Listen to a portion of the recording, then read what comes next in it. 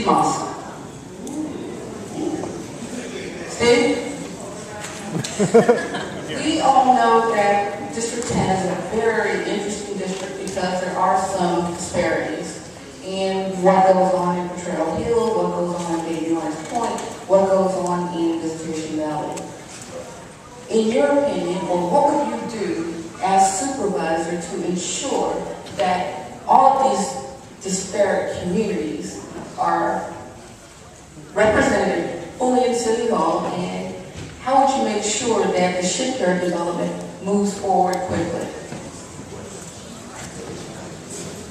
That's a compound question, but I'll answer it anyway. So as everybody here on this panel knows, I'm the only candidate to have collected 1,000 signatures to get my name on the ballot. And I collected those 1,000 signatures by going door to door throughout the district. I was walking in Sunnydale, I was walking in Hunters Point, I was walking in Potrero, I was walking in Dogpatch, I was walking in Bayview, in Portland, Miss Valley, and everywhere in the district I lost. And I got this same. Everybody knows that I've been running a nonprofit that for the last 10 years has been working with low-income families in Bayview and Hunters Point, giving people toilets, lights, refrigerators, things that save them money, things that help the environment. So I got a pretty good track record in walking the district and understanding how people feel about their communities. Now, on Hunters Point, this is an issue that has to be watched carefully and dogged carefully by whoever is supervisor. And as a person who has had pretty extensive experience in public policy, having worked for the White House, having worked for Congress, having worked for the U.S. Treasury Department, I have to dog a project down to the very last detail to make sure that it gets done right. And I will promise to do that. Thank you for the question.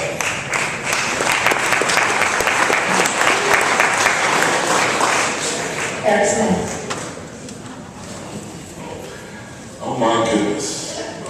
I'm going to actually direct this question to my good friend Tony Kelly. Tony, I love you. I think the world of you.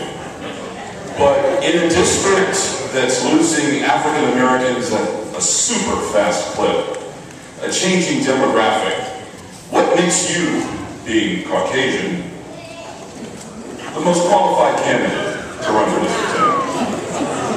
I love you, Tony, you know that.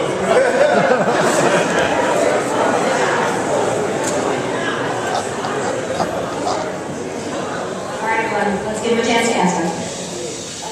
Your eyesight's great, Eric. I'm white. I'll be white next year. I'll be white the year after that.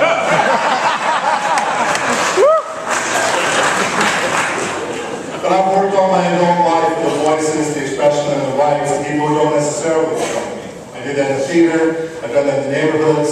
I've been doing that in Potrero Hill and in Bayview and in the district for years, and that's why I have support not only of Matt Gonzalez and Aaron Paston, but also of environmental justice crusaders in this room like Karen Pierce and Marie Harrison and Ethanola Jackson in the back. I'm glad you're all here tonight. The important thing is, I agree that we do need to keep African American representation on the board. I don't believe we've done a good enough job cultivating the next generation of leadership in the past 10 years, and I will commit to doing that in the future.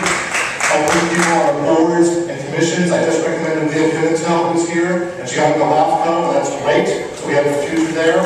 And, you know, I didn't work in theater to not understand irony. I get that. I want to be the strongest advocate for the operation and fighting that and fighting for the whole district. Thank you.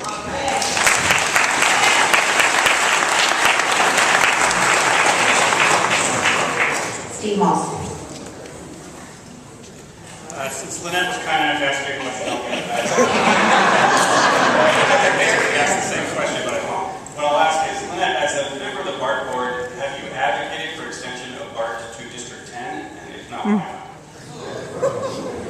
Well, actually, I appreciate questions like that because it speak directly to what I know best, and it's transportation. BART has 43 stations here in the Bay Area. San Francisco has quite a few of them. BART is extending now to eastern Contra Costa County because for the last 37 years, Contra Costa County has been paying into the BART system with no representation at all. So yes, I'm advocating for it, but I know it's 20 years away before we'll get anything here because those folks have been paying for the last 37 years. Now we're going to finally get their service. And we did get something that was a little different, that was BART to the airport, which was never on the table when the planning was done, but we got it. So San Francisco really should be happy with what we have right now and looking forward to what we can have in the future. Thank you.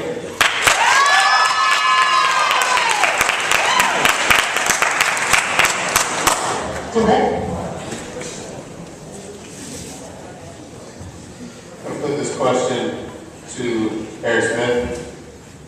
Eric, what is the most difficult part about crafting legislation, and what unique skills do you bring to the table to help that process along at City Hall? Thank you, my learned friend, Mr. Lacey. I'm actually working on some legislation right now with my good friend David Gavrich of the San Francisco Bay Railroad, as well as members of the Port of San Francisco, and I believe Supervisor Campos, to bring a goods movement ordinance to San Francisco. My background in using biodiesel and clean air and helping the city convert the buses to biodiesel made me want to further that cause after all the work that was done on the peak oil preparedness task force. I think if we can use cleaner burning fuel, take advantage of our maritime opportunities at the port and rail, we can go a long way. I think, as I've learned in this process, it takes working with a coalition of folks, it takes unity, it takes building this kind of thing from the ground up, not from the top down. That's how you get good legislation, and that's what I aim to do if I'm elected supervisor.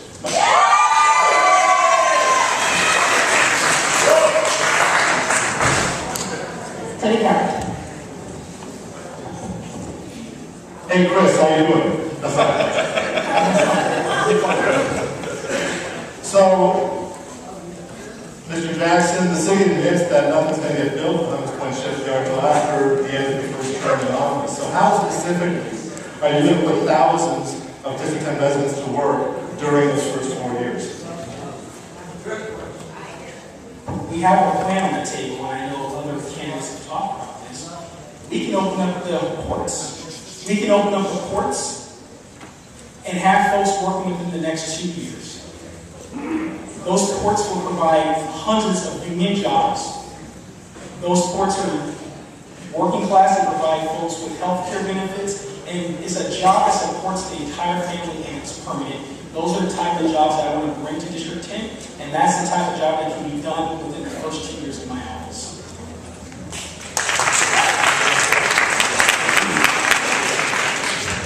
Christina? You didn't leave me with many choices here, since I'm Georgian. I'll ask Malia. Malia, my record on the Bayview Pact shows that I take a balanced approach to land use, balancing housing with amenities and job-generating land uses. What is your plan for land use in District 10? A lot. Question is, what is my plan for land use policy? land use policy? Well, I would like to thank Christina Dia for her work on the Bayview Pact, because I will continue doing her work as a member of the Board of Supervisors. Thank you very much.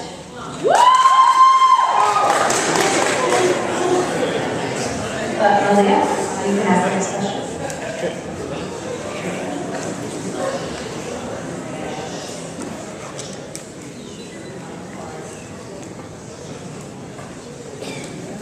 Okay. This question, who should I direct this next question to? I'm about listening and responding. Anyone? Any names? Who do you want to hear from? Isaac! Howard! All right. Okay.